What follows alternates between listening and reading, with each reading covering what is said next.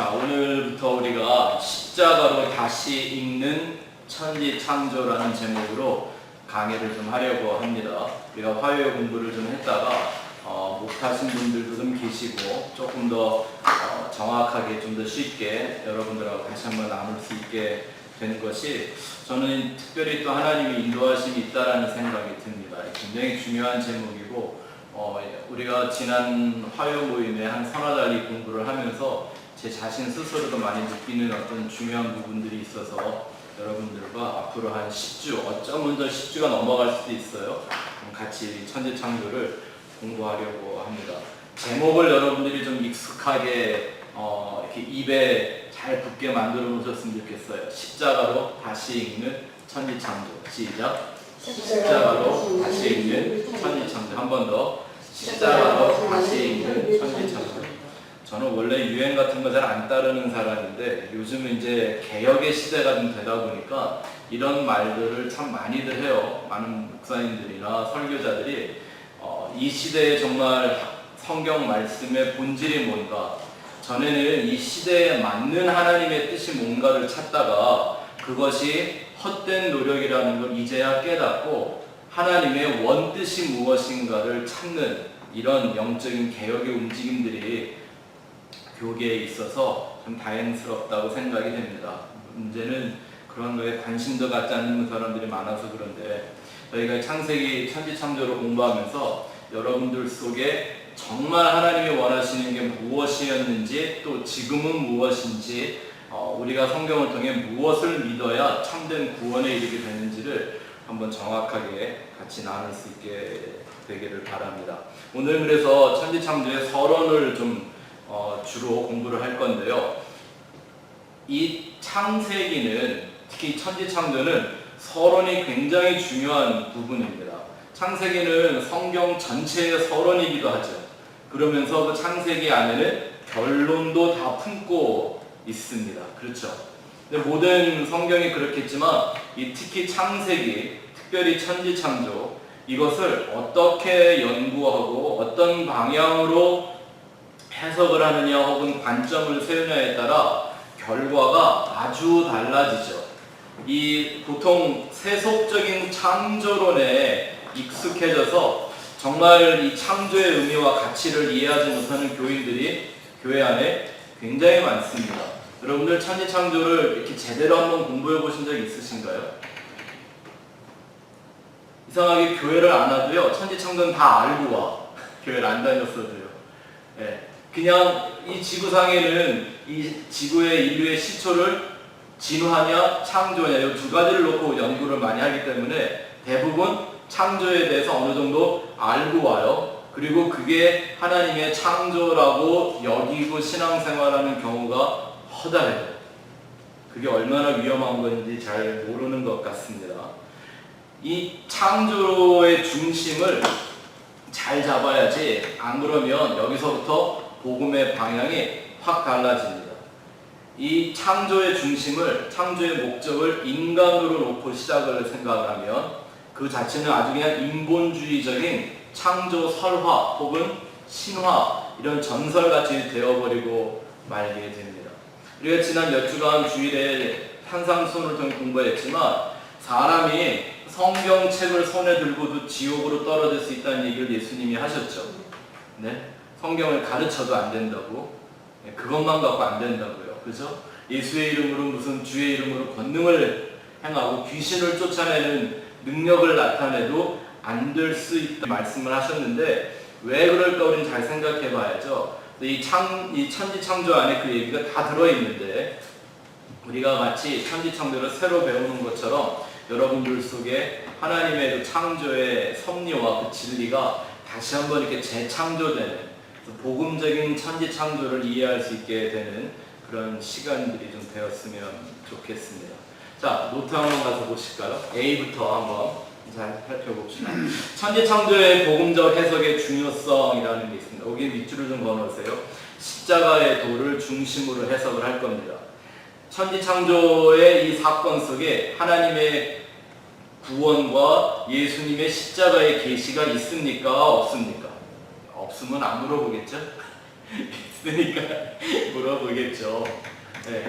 천지창조는 목적 자체가 우리가 눈에 보이는 이런 현상계를 만드는 게 목적이 아니라 하나님이 갖고 계신 구원의 섭리, 예수의 십자가만으로 완성하시겠다는 구원의 섭리를 하나님이 인생에게 보여주시고 선포하기 위하여 시작된 것인 것을 우리가 계속 보게 될 겁니다. 이게 굉장히 중요한 관점의 차이예요. 1번 한번 보시죠. 천지창조는 첫 번째, 하나님의 속성과 창조의 목적을 바르게 믿고 알아가기 위해서 우리는 천지창조를 십자가 복음의 중심으로 해석을 다시 해야만 합니다. 하나님의 속성, 하나님이 누구인가, 그리고 그 하나님이 왜 천지를 만드셨는가의 그런 바른 목적을 알아가는 것, 이게 진짜 신앙이잖아요. 여기서 틀려버리면 아무리 성경에 있는 얘기를 다 갖고 성경책을 사용한다고 하더라도 그 신앙은 잘못된 방향으로 갈 수밖에 없죠. 창조는 이 천지나 인류의 시작을 말하는 게 아니라 하나님 자신을 계시하는 것이 우선입니다. 맞습니까? 하나님이 천지를 창조하신 건 우리 인류의 시작을 보여주고 그걸 성경책에 기록해 놓으려고 하신 게 아니라 하나님 자신이 누구인가를 인간에게 알게 하시기 위하여, 계시하기 위하여 창조를 시작하십니다. 맞습니까? 창조는 인간을 위한 겁니까? 하나님을 위한 겁니까? 하나님을 위한 창조죠. 여기서 이제 인본주의와 신본주의가 구별되기 시작하는 겁니다. 우리가 창세기 1장부터 3장까지의 내용을 천지창조의 그 하나의 주제로 공부하게 될 건데요. 이걸 통해서 하나님의 속성, 하나님이 어떤 하나님인가, 또 그 하나님은 어떤 목적을 갖고 창조했는가를 바르게 알지 못하면요, 그 다음부터 이 성경의 모든 내용들은 기독교라기 말하기보다는 어떤 미신적인 신화나 종교들과 다를 바 없이 흘러갑니다. 그래서 오늘날 교회라고 하고 막 성경을 열심히 가르치고 열심히 신앙생활하고 있는 좀 보이는데, 기독교적인 용어만 딱 빼놓고 그 내용을 들여다보면, 패턴을 들여다보면 미신을 섬기는 것과 전혀 차이가 없는 겁니다. 그냥 말만 들으면 착하게 살아라, 선하게 살아라, 사람의 마음은 이렇게 써야 된다, 이런 저런 그런 얘기만 할 때 들어보면요, 뭐랑 다를 게 없어요. 설교하고 다를 게 없어요. 네. 이렇게 분별이 안 되는 시대를 살아가고 있단 말입니다. 하나님을 모르면 얼마든지 그런 오류에 빠져서 하나님 믿는다고 열심히 교회를 출입했는데 천국 문에는 못 들어가게 되는 일들이 생길 수 있음을 예수님이 우리에게 잘 말씀해 주셨죠. 또 다음 주로 한번 보시기 바랍니다. 하나님의 창조와 그 내용을 어떻게 이해하느냐에 따라 신앙과 믿음의 방향이 결정됩니다. 그 방향이란 말에다가 좀 밑줄을 걸어주세요. 제가 이런 말을 참 많이 하는데, 여기서 말하는 두 가지 방향은, 첫 번째는 우리가 찾아가야 될 신본주의라는 방향이고요. 또 다른 하나는 인본주의라는 방향입니다. 이 천지창조를 공부할 때 우리는 이런 얘기를 굉장히 많이 할 거예요. 하나 여러분들이 대번에 알 수 있는 게 뭐냐면, 구원은 어디서 이루어지는 걸까요? 신본주의적으로요? 아니면 인본주의적으로요? 그렇죠? 그럼 인본주의적인 신앙엔 구원이 있습니까? 없습니까? 인본주의에는 구원이 있을 수가 없죠. 확실하죠? 아멘? 네. 근데 이제 문제가 뭐냐면, 나름 오늘날 교회들을 다니시면서 나 꽤 신본주의적으로 신앙생활을 합니다라고 자부하는 분들 중에도 그거 정체를 파헤쳐보면, 조직검사를 해보면 인본주의일 때가 굉장히 많다라는 걸 우리가 이 천지창조를 통해서 그걸 발견하고 깨닫게 되는 시간들이 여러분들에게 많이 주어지게 될 겁니다. 이 천지창조 강의를 통해서 기독교 안에 인본주의에 물들어 있는 변질된 이 사상들이 얼마나 많은지 여러분들이 계속 발견할 수 있도록 제가 좀 도와드릴게요. 근데 이것을 남에게서 발견하는 건 별 의미가 없습니다. 내 안에 도사리고 있는, 아직도 남아있는 이 인본주의, 이걸 빨리 찾아내야 되고, 이거를 뽑아버려야 되고, 정말 도끼를 찍어버려야 나는 하나님의 온전한 구원에 이르는 신본주의적인 신앙을 가질 수 있게 됩니다. 그래서 오늘날 유행하는 말, 이런 말을 하죠. 패러다임을 바꾸는 겁니다. 우리가 갖고 있던 신앙의 패러다임이 천지 창조에 나타난 하나님의 진리에 맞도록 바뀌는 거예요. 그래서 창세기 천지 창조를 공부하는 건 창조의 순서를 공부하려고 하는 거 아닙니다. 네? 물론 순서 안에도 굉장히 중요한 게 있지만 많은 분들이 다들 생각하는 게 창조 그러면 하나님이 뭐 창조하셨고 첫째 날 빛 만들고 뭐 둘째 날 뭐 했고 셋째 날 뭐 했고 이런 창조론, 과학적 창조론을 알면 창조를 이해한다고 하는데 그건 창조를 아는 게 아닙니다. 성경에 보면 하나님을 믿고 뭐 율법도 잘 지키고 하나님의 능력도 행하고 했는데 천국에 못 들어가는 얘기들이 참 많이 나오죠. 구약에도 그러고요, 신약에도 그렇고요. 그런 사람들이 굉장히 많이 나와요. 결정적인 이유가 뭐였을까요? 하나님 믿는다고 선지자 노릇도 하고 다 했는데도 불구하고 마지막에 버림을 받고 천국에 못 들어가는 사람들에 대한 얘기. 우리 출애굽기 마지막 5장에서 그 공부를 했잖아요. 뭐 때문이었죠? 결정적인 원인은 바로 여기 있는 거죠. 인본주의. 인본주의를 벗어나지 못한 사람들은 절대 어디를 못 가요? 천국에 들어갈 수가 없죠. 왜요? 중심 이동이 안 되는 거죠. 이걸 좀 더 성경적으로 말하면 인생의 주인이 바뀌질 않은 거예요. 인본주의라는 건 누가 주인이에요? 내가 주인인 거예요. 신본주의는 나라는 주인은 아예 없어져 버리고 나는 종의 자리로 내려가서 누가? 하나님만 내 인생의 주인인데 주인이 완전히 바뀐 걸 말하는 거예요. 근데 많은 경우에 두 가지를 다 섬기는 사람들이 있죠. 이걸 뭐라고 부른다 그랬어요? 두 주인을 섬기는 것이라고 그랬잖아요. 하나님은 그 두 주인 섬기는 걸 인정을 해줘야 안 해줘요? 하나님에겐 그것이 인정이 안 된다라는 거예요. 그러니까 믿음의 본질이라는 걸 우리가 먼저 생각을 잘 해봐야 되는데요. 믿음의 본질은 내가 얼마나 열심히 하느냐 혹은 확신 가지고 막 의지하느냐에 달려있는 게 아니겠죠. 우리가 늘 얘기를 하지만 정말 믿음의 본질은 이 하나님을 어떻게 알고 있느냐에 달려있는 거죠. 아무리 내가 열심을 해도 아무리 내가 정말 내 몸을 불사를 만큼 헌신하고 투신한다 그래도 내가 하나님을 잘못 알고 있어서 그 하나님이 아닌 다른 하나님에게 그렇게 헌신을 했다면 아무 소용이 없겠죠. 믿음이라는 건 어떤 불완전한 인간에게서 나오는 열정이나 노력을 말하는 게 아니라 예수 그리스도라는 그 은혜와 진리만으로 이루어지는 이런 철저한 신본주의적인 신앙으로만 가능한 거죠. 그래서 예수님 말씀하시기를 진리를 알면 그 진리가 너희를 자유케 한다고 그랬습니다. 아는 것이 굉장히 중요하죠. 요한복음 7장 3절 말씀 우리가 늘 얘기를 많이 하는데 한번 읽어볼까요? 시작. 영생은 곧 유일하신 참 하나님과 그가 보내신 자 예수 그리스도를 아는 것이니이다. 아멘. 우리가 창조를 공부하는 것도요 지금 이거 하려고 하는 거예요. 진리를 아는 것. 성경이 말하기 영생이 어떤 내가 열심히 믿고 확신에 차 있는 이런 상태를 말하는 게 아니라 유일하신 하나님, 참 하나님, 진짜 그 하나님과 그가 보낸 그리스도를 아는 것이래요. 그게 바로 영생이랍니다. 이건 아무리 강조해도 지나치지 않겠죠. 우리가 천지창조를 공부하면서도 우리가 하게 되는 건 무슨 뭐 창조 순서라든지 뭐 거기에 나와 있는 과학적 의미라든지 이걸 보는 게 아니라 천지창조에 나타나 있는 하나님과 예수의 모습을 보기 위한 것이죠. 그래서 그 위에 줄 우리는 진리의 현상과 진리의 본질을 구별해야 합니다. 진리의 현상과 진리의 본질을 구별할 수 있어야 합니다. 우리가 1대1 공부할 때 이 얘기를 좀 많이 했는데 기억들 나시나요? 어떤 의미인 건지?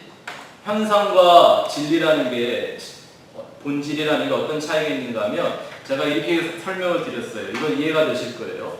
해는 동쪽에서 뜹니다. 진리예요? 아니에요? 진리 맞죠? 네? 해는 항상 동쪽에 뜨잖아요. 서쪽에 뜨는 적 있어요? 없어요? 한 번만 해도 서쪽에 뜨면 그건 진리가 안 돼요? 그렇죠? 항상 영원 불변토록 동쪽에서만 떠야 그게 진리예요. 근데 사실 해가 동쪽에서 뜬다라는 그 진리를 온전히 이해하려면 우리가 몇 가지 더 생각을 해봐야 되는 게 있어요.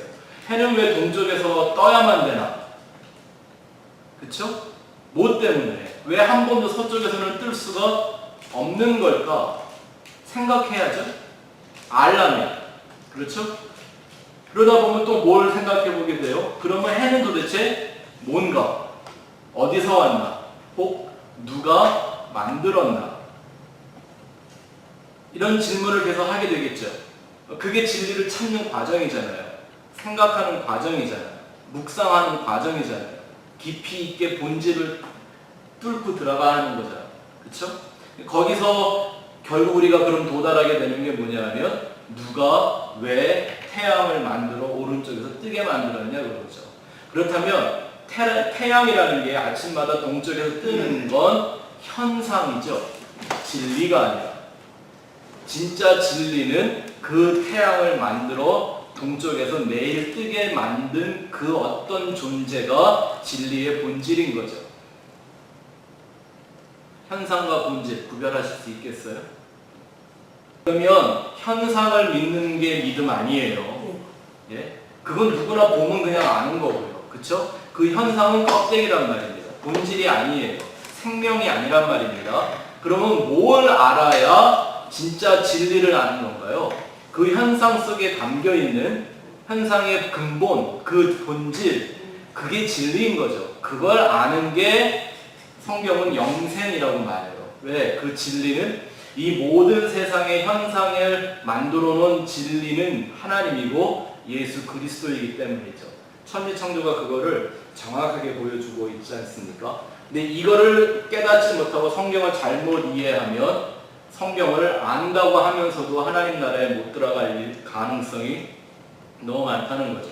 마태복음 22장 29절 읽어봅시다. 시작. 예수께서 대답하여 이르시되 너희가 성경도 하나님의 능력도 알지 못하는 거로 오해하였도다. 그 오해라는 말에도 밑줄을 놓으시기 바랍니다. 지금 예수님이 이 말을 해주는 그 사람들이 하나님 모르는 사람이었나요? 아니요. 모세오경을 달달달달 외우고 살던 사람들이었어요. 그쵸? 근데 예수님이 말씀하기를 너희는 모른다. 이스라엘 백성들만큼 하나님의 능력을 많이 경험한 사람들이 어딨나요? 어떤 기적과 표적들로만 말한다면요. 그죠? 근데 예수님 말씀하시기를 너희는 하나님의 능력도 모른다 이렇게 얘기하세요. 뭐 때문에? 오해했기 때문에. 그러니까 성경을 정확하게 해석하고 완전하게 이해하는 게 얼마나 중요한지 알겠죠? 잘못 알고 있으면 아는 게 아닌 거예요. 맞습니까? 천지창조를 통해서 우리가 그런 것들을 정확하게 좀 구별하는 시간들을 앞으로 갖게 될 겁니다. 또 2번 가서 보세요.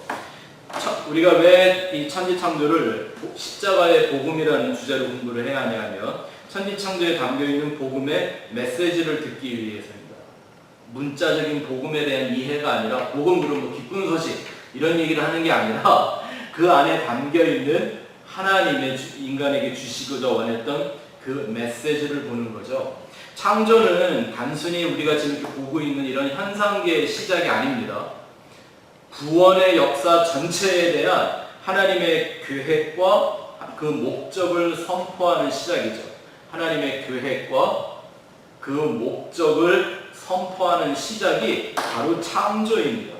그래서 그 창조 자체가 복음이라는 내용을 품고 있는 거죠.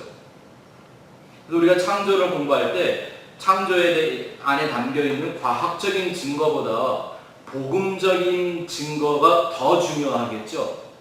네? 예수님 말씀하셨잖아요. 성경에 몇 번씩 얘기하고 있는 게 뭐냐면 천지는 창조된 천지는 사라지겠으나 무엇은? 하나님의 말씀은 하나님의 복음은 영원할 거라고 했기 때문입니다. 우리는 그럼 어느 것에 더 우리의 마음을 쏟아야 할까요? 사라질 것인가요? 영원한 것인가요? 당연히 영원한 그 복음을 봐야 하겠죠. 과학적이면서 이성적으로 이해되는 하나님은요, 그저 유실론의 재료일 뿐입니다. 유실론 아시죠? 세상은 요즘도 이거 갖고 아주 신나게 싸웁니다. 유실론의 반대는 뭐죠? 무실론이죠. 근데 오늘날 교회에서조차도 천지창조를 가리키는데 뭐를 증명하려고 자꾸 천지창조 얘기를 해요? 유실론 얘기를 하려고요. 제 말을 잘 들으셔야 합니다. 그런 과학적이며 자연적인 연구를 통해서 만들어진 유실론적인 창조론, 성경은 그거 얘기하는 게 아닙니다. 창조는 이런 유실론의 재료가 아닙니다. 잘 보세요. 이런 유실론적인 창조론, 이걸로는 구원을 받을 수 있을까요? 없을까요? 나 하나님이 천지를 창조했다고 믿어요. 구원 받나요? 못 받나요? 성경에 나와 있는 것 같은 창조론, 그 유실론을 주장하는 학자들은 굉장히 많아요. 비그리스도인들 중에도요. 비그리스도인들 중에도요. 무실론은 말이 안 된다. 유실론이어야 된다라고 이해하는 학자들이 굉장히 많단 말이에요. 근데 뭐는 안 해요? 성경에 있는 그 하나님이 그 신이라고 믿지는 않아요. 어떤 조물주가 창조했을 거라는 유실론을 갖고는 있으나 그 하나님을 우리 성경에 나와 있는 야훼의 하나님이라고 믿지 않는 사람들은 많단 말입니다. 그런 경우는 그런 창조를 믿는 건 의미가 하나도 없죠. 구원과는 전혀 상관이 없겠죠. 또 이거 한번 생각해 보실래요? 전통적인 유대인들, 이 사람들은 구약에 하나님의 창조를 믿어요. 근데 뭐 안 믿어요? 신약에 오신 예수님은 안 믿어요. 그러면 그 사람들은 자신들이 그렇게 철저하게 믿는 모세오경에 써여져 있는 창조론에 대한 신앙만 갖고 자신들의 선민사상이라는 그 종교 이념만 갖고 구원이 될까요? 안 될까요? 안 되겠죠?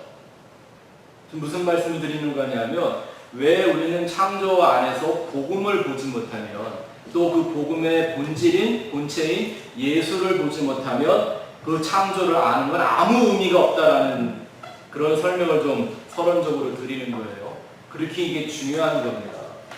다시 말씀드리지만 이런 식의 창조론엔 뭐가 없어요? 구원이 없어요. 그건 창조론을 믿는 것도 아니고 아는 것도 아니에요.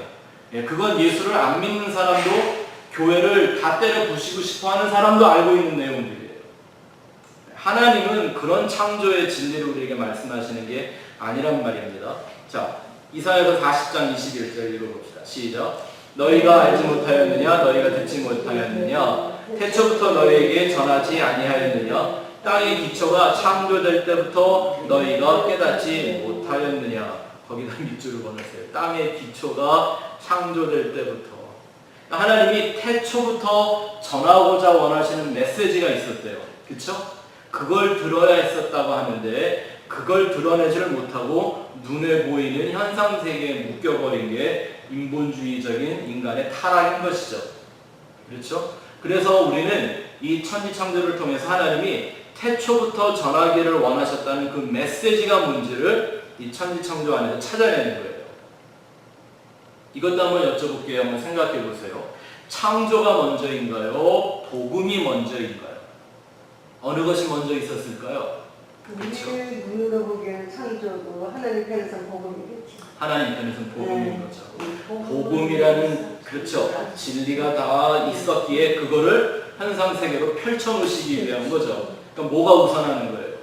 복음이라는 게 우선하는 거죠. 뭐 해가 뭐가 만들어지고 무슨 뭐 땅과 바다가 어떻게 달라지고 이게 중요한 게 아니라 왜 그런 일들로 복음을 설명하시는가를 아는 게 천지창조의 핵심인 것이죠. 맞습니까? 자, 또 요한계시록 4장 11절 시작. 우리 주 하나님이여 영광과 존귀와 권능을 받으시는 것이 합당하오니 주께서 만물을 지으신지라 만물이 주의 뜻대로 있었고 또 지으심을 받았나이다 하더라. 아멘. 만물이 어떻게 있었다고요? 주의 뜻대로 있었답니다. 이게 굉장히 중요한 거예요. 그렇다면 복음이라는 것이 뭐예요? 그 복음은 그 만물을 지으신 주의 뜻, 그거 찾는 게 복음인 거죠. 그거를 알게 되는 것이 진리를 아는 거죠. 맞습니까? 그래서 창조에 대한 창조의 하나님에 대한 정확한 이해가 없으면 마치 그건 첫 단추 잘못 끼인 셔츠와 똑같습니다. 그 첫 단추는 꼭 하나님의 복음이어야 합니다.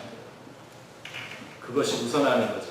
성경은 전체가 구원의 복음을 서론, 본론, 결론으로 갖고 있잖아요. 그래서 성경은 처음부터 끝까지 다 예수 그리스도에 대한 책이라고 얘기하고 있는 것입니다.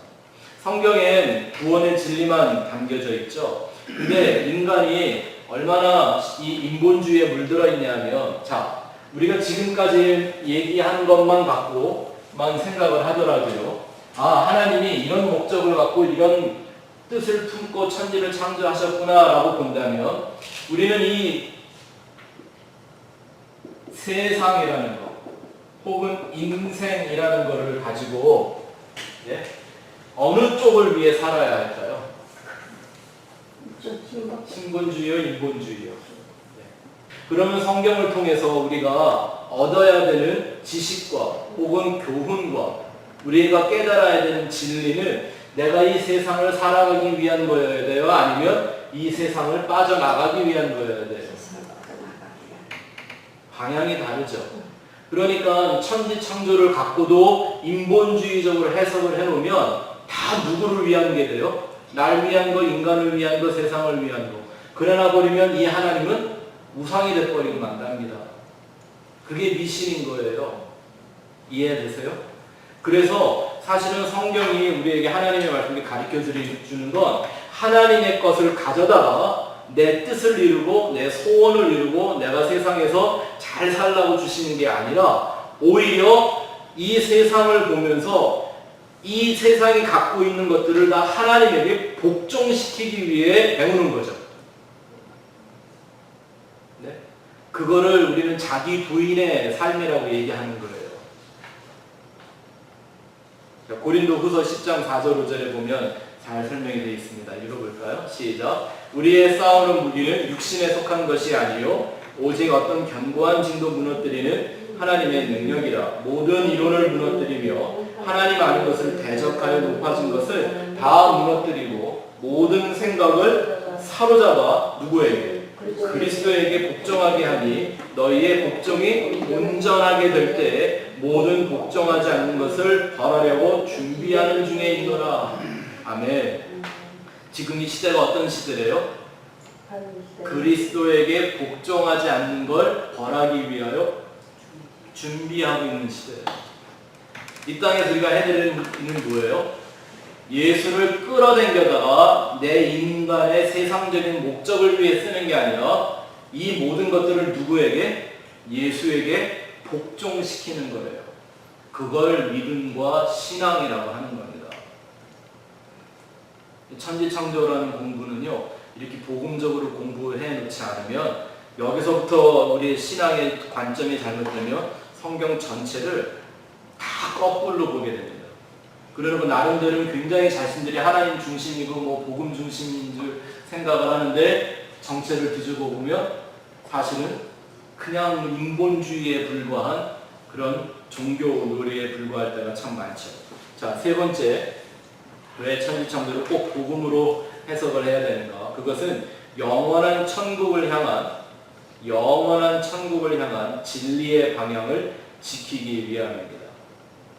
여러분, 천지창조는 이 창조된 세상을 위해서 준비된 게 아니라 새 하늘과 새 땅을 향한 시작이었죠. 다시 한번 말씀드릴게요. 천지창조는 이 땅을 영원하게 만들기 위해 하나님이 지어놓으신 게 아니라 영원한 새 하늘과 새 땅을 시작하기 위하여 잠깐 그 나라에 대한 얘기를 하시고 구원의 역사를 펼쳐가는 하나의 무대 장치에 불과했던 거죠. 그래서 우리는 이거 공부를 하면서 앞으로 모형, 원형 이런 얘기를 참 많이 할 거예요.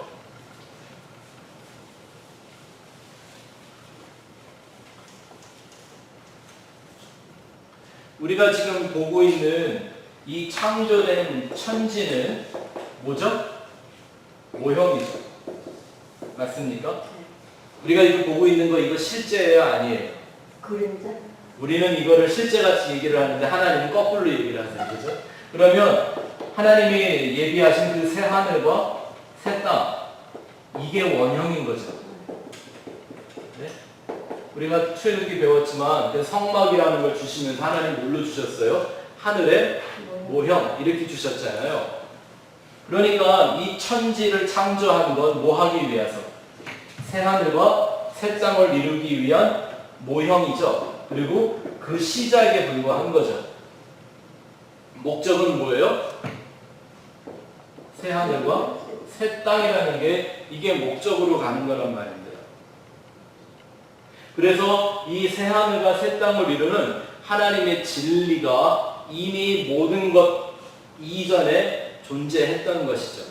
자, 그 얘기가 이사야서 46장 9절부터 잘 나오는 거죠. 시작. 너희는 옛적 일을 기억하라. 나는 하나님이라 나 외에 다른 이가 없느니라. 나는 하나님이라 나 같은 이가 없느니라. 내가 시초부터 종말을 알리며 아직 이루지 아니한 일을 옛적부터 보이고 이르기를 나의 뜻이 설 것이니 내가 나의 모든 기뻐하는 것을 이루리라 하였노라. 자, 거기 중간에 밑줄을 보세요. 내가 시초부터 뭐 했다고요? 종말을 알려드려요. 그러면 천지 창조 안에 무슨 메시지가 들어있다는 얘기예요? 종말의 메시지가 이미 들어있다는 얘기네요. 그러면 우리의 이런 관점부터가 하나 바뀌어야 되는 게 뭐냐면, 하나님은 이 세상을 너무나 아름답고 완전하게 만들어 놓으셨는데 인간이 범죄하고 타락한 거기 때문에 이 세상은 저주를 받아 멸망하게 될 수밖에 없었다. 이거는 틀린 말이라는 거죠. 인간의 죄의 결과로 멸망이 오는 게 아니라 하나님이 이미 태초에 종말을 예고하셨다고 써 있잖아요. 그렇죠? 자, 이게 왜 이런 생각을 하는 게 중요한지 설명을 드릴게요. 신학자들은 이렇게 얘기를 합니다. 다음 페이지 한번 보세요. 창조론과 종말론을 이렇게 종이처럼 딱 접어서 맞추면요, 내용상 거의 일치하는 것이 보입니다. 그래서 우리 천지창조를 먼저 공부하신 분들은 보셨겠지만 천지창조에 대한 모든 내용들이 어디에 다시 다 나타나요? 창세기 1장에 있던 그 얘기들이요, 1장, 2장, 3장에 있던 내용들이 요한계시록에 완료된, 완성된 모습으로 다시 나타나요. 그래서 이 처음 창조와 새하늘과 새 땅이라는 영원한 창조는 이게 딱 일치해요.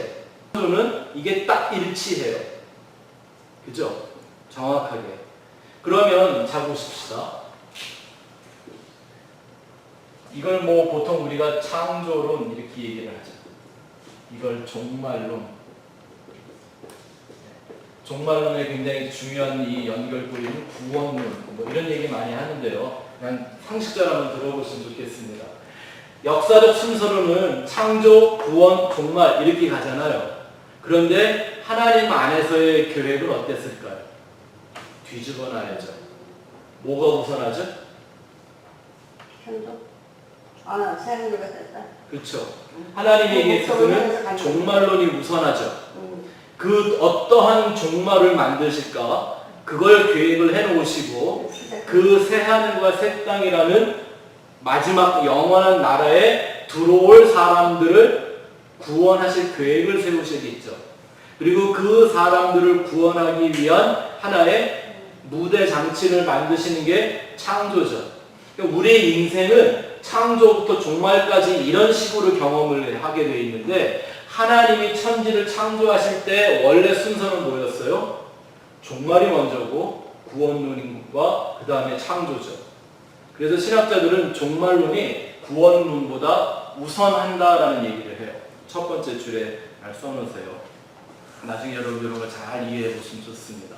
종말론이 구원론보다 우선합니다.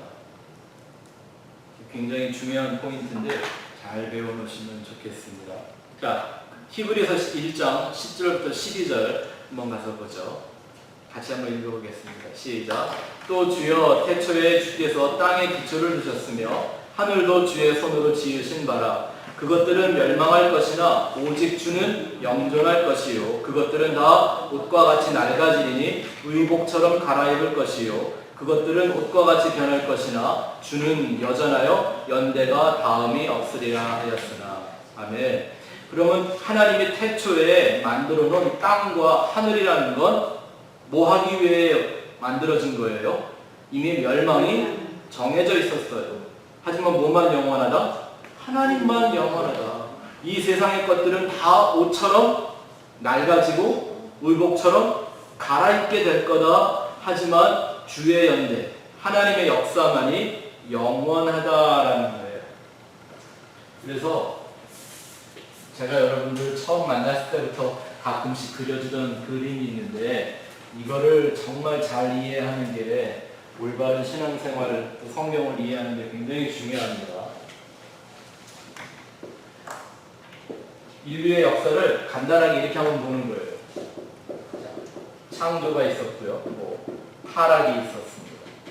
그리고 십자가가 있었고요. 그렇죠? 성령이 오셨습니다. 그리고 종말이 옵니다. 이게 우리가 만년을 살던 2만 년을 살던 이게 바로 지구의 역사라는 거죠. 이게 인생의 역사인 거죠. 맞습니까? 우리가 지금 요만큼 좀 살고 있는 거잖아요. 할렐루야. 조금만 더 가면 됩니다. 그런데 이게 이 중간중간에 일어난 이런 일들은 말입니다.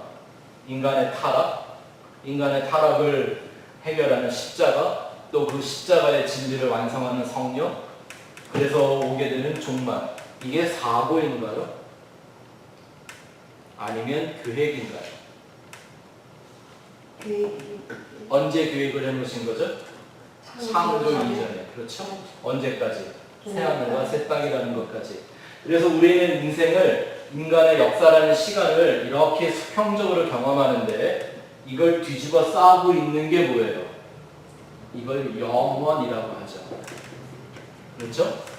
영원은 여기도 있고요. 여기도 있고요. 이 영원은 시간과 공간에 제한을 받지 않는 거예요. 근데 우리 인간은 그 영혼을 알 수가 없잖아요. 우리 인간의 이성으로는 깨달을 수가 없잖아요.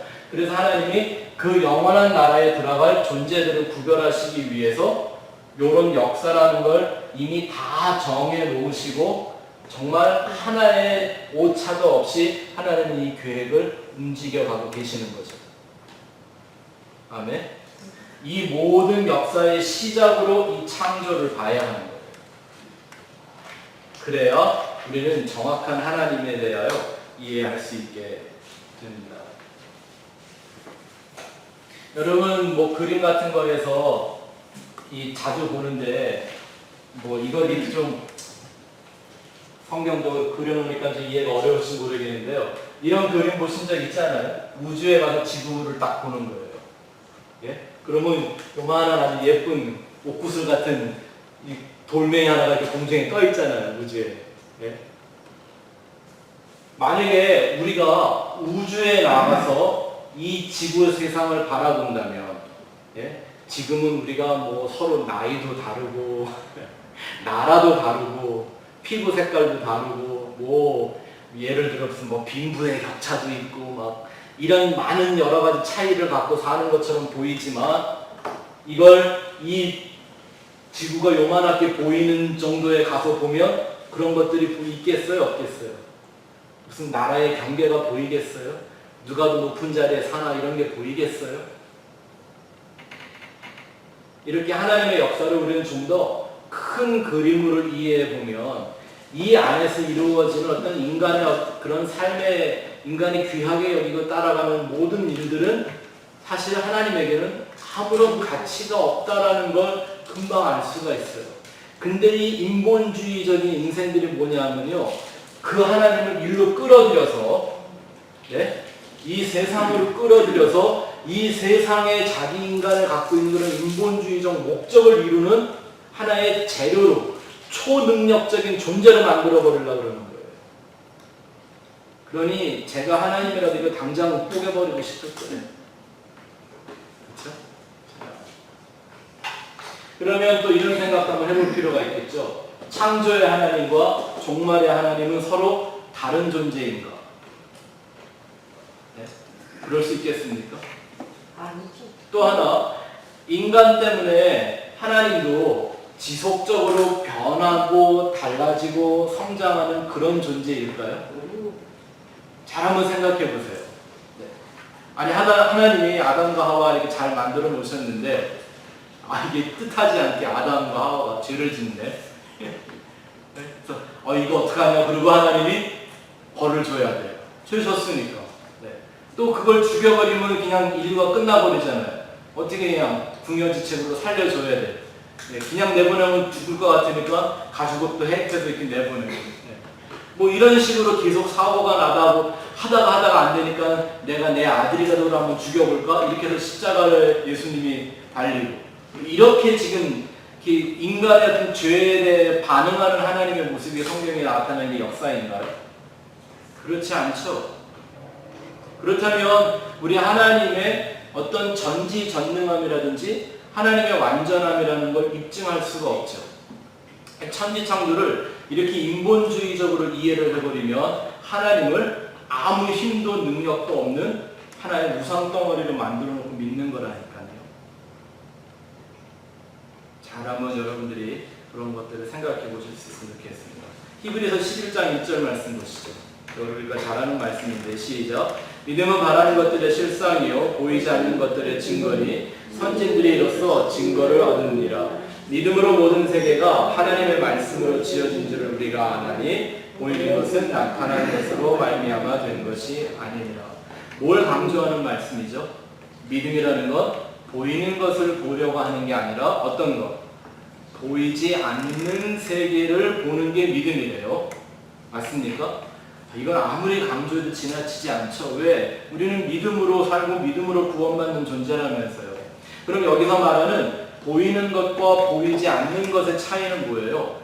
보이지 않는 건 지금 안 보이는 미래를 말하는 거예요. 아직 안 이루어진 꿈? 아직 내 손에 들어오지 않은 소망? 이런 거 안 보이는 거라고 얘기하는 건가요? 그게 아니라 설명을 달아놨죠. 보이는 것은 보이지 않는 것으로 만들어졌다고 그러잖아요. 그러니까 이 보이는 세계를 만든 어떤 보이지 않는 것, 그걸 바라보는 게 믿음이라는 거예요. 우리가 지금 계속 공부했지만 이 보이는 세계를 만들어 놓은 보이지 않는 어떤 것, 그게 누구죠? 그걸 우리는 하나님이라고 부르잖아요. 예수 그리스도라고 부르지 않습니까? 그 예수가 내 인생의 실상이 되고 증거를 만들어 놓는 게 그걸 성경은 믿음이라고 말한다는 겁니다. 그래서 그 다음 줄 한번 보세요. 영원과 영생을 암시하는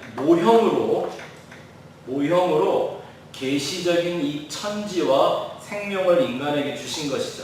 말이 좀 어려울 수 있는데 잘 생각해 보시기 바랍니다. 오늘 첫 시간이라 이 중요한 서론을 다루니까 좀 딱딱하고 이해하셔야 될 게 많아서 좀 힘드실 수 있을 텐데요.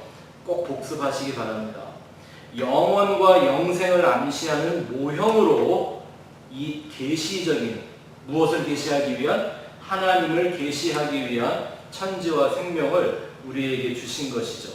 어떻게? 모형을 통해서 원형을 볼 수 있는 것. 성경은 이걸 믿음이라고 해요. 그게 믿음이고, 모형을 통해 원형을 볼 수 있게 되는 것, 그걸 믿음이고요. 원형이신 예수의 은혜와 진리를 깨닫는 것을 성경은 구원이요 거듭남이라고 말합니다. 그렇지 않고 어떤 그런 종교라는 틀 안에서 도덕적이고 혹은 윤리적이고 그 종교가 가르치고 전하는 어떤 법들을 이런 걸 잘 지켜서 세속적인 어떤 명예나 뭐 존경까지도 받아서 정말 모든 사람이 부러워해주고 존경해주는 그런 인물이 되는 것, 이거는 믿음과 구원하고는 상관이 없는 거죠. 그런 사람이 다 돼야죠. 하지만 그게 믿음의 목적이 아니라는 설명을 지금 계속 드리는 거예요. 오늘은 우리가 창조의 본질을 공부하는 거니까. 만약에 그런 종교적인 것으로, 외형적인 것으로 구원이 이루어질 거라 그러면 예수님이 니고데모 같은 사람한테 내가 거듭나지 않으면 하나님의 나라를 볼 수 없다고 말씀하시면 안 되는 거잖아요. 그쵸? 누가 니고데모보다 율법을 더 잘 지키고 성경을 더 잘 가리키고 그럴 수 있겠어요? 그런데 예수님이 그들에게 말하기를 거듭나지 않으면 이라고 얘기를 하셨어요. 그게 거듭난 게 아니래요. 희한하죠? 그러면 거듭남은 도대체 뭐냐라는 거죠. 다시 한번 내가 설명을 드릴게요. 그 다음 줄 보세요. 그러면 거듭남이란 어떤 어설픈 개종이나 혹 보람 있는 삶을 살기 위해 마음을 새롭게 하는 이런 종교적 행위가 아닙니다. 그건 뭐냐면 이 세상의 관점과 이성으로 구축된 우리 인간의 그 모든 비진리를 해체시켜버리고 영원한 하늘의 진리로 재구성하는 과정을 말하는 겁니다. 우리 인간이 가지고 있는 인간의 이성과 인간의 모든 것들을 해체시켜버리고 하나님의 영원한 진리로 우리를 다시 재구성하는 과정을 말합니다. 이걸 굳이 성경에 있는 어떤 내용으로 좀 비유를 한다면 예수님이 말씀하신 이 성전을 허물어 버려라 내가 다시 지을게 라고 하시는 말씀이 있죠. 인간의 손으로 지은 그 옛 성전을 무너뜨려야 하나님이 하나님의 손으로 짓는 성전이 되는 거예요. 또 나중에 공부를 많이 할 거기 때문에 제가 여기는 굳이 안 써놨는데 골로새서 말씀해 보면 하나님의 백성들은 지식에까지 새롭게 하심을 받는 거란 얘기를 해요. 그걸 바로 성경은 거듭남이라고 얘기하고 있는 겁니다. 내가 교회 다니기로 한 그런 결심이나 내가 뭐 교회를 왔다 갔다 하다가 뭔가 어떤 막 뜨겁고 한 이런 경험을 한 그런 것들이 아니라 내 안에서 하나님의 진리로 나의 모든 것들이 재구성되어져 가는 과정, 그걸 거듭남이라고 말하는 겁니다. 그걸 위해서는 자기 부인이라는 삶, 또 십자가를 지는 것, 이게 없이는 절대 안 되는 거겠죠. 복음은 항상 같이 이렇게 동일한 내용의 말씀을 우리에게 전해주고 있는 것입니다. 4번 가서 보죠. 네 번째, 천지창조를 우리가 복음으로 봐야 하는 것은 구원을 완성하시는 십자가의 도를 깨닫기 위해서, 구원을 완성하시는 십자가의 도를 깨닫기 위해서. 우리 천지창조 공부하신 분들은 아시겠지만 창조 그 7날 과정 속에 십자가가 있습니까? 없습니까? 창세기는 1장 1절부터 십자가 얘기를 하고 있고요. 뭐 미리 제가 예고편을 하나 말씀드린다면 하나님이 둘째 날 뭐 하시죠? 둘째 날 뭘 하신 게 아니라 뭘 하고 났더니 둘째 날이 됐죠. 궁창 위의 물과 궁창 아래의 물을 나누셨다고 그러잖아요. 기억하시죠? 혹시 창조의 순서도 모르는 분들한테 제가 요즘 이런 얘기를 하고 있는 건 아니죠. 되게 좀 어려우실 텐데 그러면. 네? 자, 근데 그 궁창이 뭐예요? 그 궁창이 의미하는 게 뭐였죠? 그게 성소의 휘장을 상징하는 거였단 말입니다. 그 성소의 휘장은 왜 만들어진 거죠? 뭘 알게 하려고요? 예수님의 십자가. 그래서 예수님이 십자가에 죽으실 때 그 휘장이 갈라지죠? 네? 이 세상에 없어질 때 뭐가 사라질까요? 궁창이라는 게 사라져버리는 거예요. 그래서 모든 것이 영원한 하나님의 나라로 완성되어 버리는 거죠. 네. 이건 제 말이 아니라 그 원어를 공부하면 그 안에 이 뜻이 다 담겨져 있습니다. 뭐 하나 더 말씀드리면 그 궁창이 바로 물두멍을 말하는 거고요. 그게 같은 의미들을 다 품고 있는 거예요. 그러면 이미 그 안에 뭐가 담겨 있다는 거예요? 이거 이상하지 않아요? 사람이 범죄하기 전에 하나님은 십자가를 미리 준비하셨다? 그래서 말씀드리는 거예요. 복음이 우선하고 십자가가 우선하는 천지창조를 알아야만 왜 예수 그리스도의 십자가가 필연적인 것이었는가, 그 은혜와 진리가 아니면 결코 구원에 이를 수 없는가를 우리는 성경을 통해 명확하게 깨달을 수가 있는 것입니다.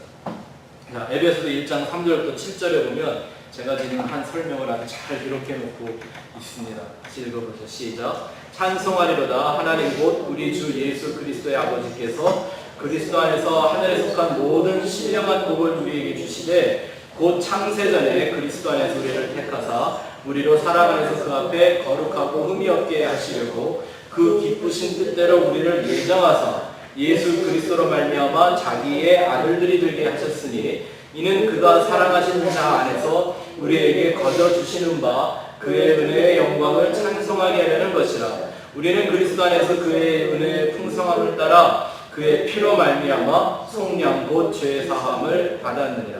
자, 몇 군데다가 좀 밑줄을 좀 잘 그어놓으세요. 두 번째 줄에 보면 창세전에가 언제? 창조 전. 그렇죠. 태초에 창조가 있기 전에 누구 안에서? 태초 이전에 그리스도가 있었다는 얘기죠. 거기서 이미 우리를 택하셨대요. 뭐 하시려고? 다음 줄 보면 그리스도로 말미암아 하나님의 아들이 되게 하시려고. 창조 이전에 하나님은 십자가의 구원을 예비하셨다는 얘기죠. 맞습니까? 창조의 메시지는 지구가 어떻게 만들어지고 사람이 어떻게 만들어졌는가를 알게 하는 메시지가 아니라 왜 예수의 십자가만이 구원인가를 깨닫게 하는 메시지로 봐야 하겠죠. 우리가 그 작업을 앞으로 계속 하게 될 겁니다. 그래서 우리가 이걸 왜 이렇게 제가 강조해서 말씀을 드리냐면 성경 전체의 역사를 창조부터 종말까지 일어난 이 모든 역사를 전지전능한 하나님이 완전하게 이루어 가시는 계획이나 목적의 성취로 볼 건지 아니면 그저 인간의 삶에 이렇게 저렇게 반응하는 존재로 봐야 하는지를 이게 명확하게 구별해내기 때문입니다. 이걸 모르면 믿음을 갖고 있다 혹은 신앙생활을 한다는 게요 늘 불안할 수밖에 없습니다. 예? 뭐좀 잘 되는 것 같으면 하나님이 가까이 계신 것 같고 나를 어여삐 여기서 축복하시는 것처럼 보이다가 또 뭐 조금 이 삶이 힘들어지고 어려움이 있고 도전이 있고 막 그러다 보면 이건 또 내가 뭐 하나님한테 뭘 잘못했나 뭐 이름이 예?